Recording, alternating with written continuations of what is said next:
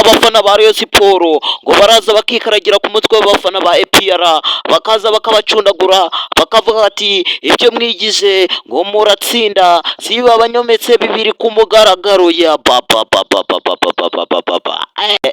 dore ibintu ngo birasubirwamo abafana ba Rayon Sport bakaza bakababyinira ku mubyimba ndetse n'abafana ba APR banga kubahereza barababwira ati muri abafunguye murasabiriza ati muri nzerezi ati we nta kintu mwadutwara mwariye bine kandi n'undi munsi muzabijya turiye bibiri ariko namwe bine mwarabiriye mwitonde kabisa jya ngo dore mahinduka garahinduka ikipe ya Rayon Sport igahagarara hejuru ku kipe ya APR kabisa. Ukuntu match igenze nuko ikipe ya APR bayikubise ibitego bibiri itsinzwe n'ikipe ya Hari Hilal kabisa, ibitego bigera muri bibiri ikaba imajije kubijya aka kanya tuvugana ikaba imajije gutaha kabisa. Abafana bakaba batashe bari kurira y'abana kabisa, ibitego bamajije kubijya katikati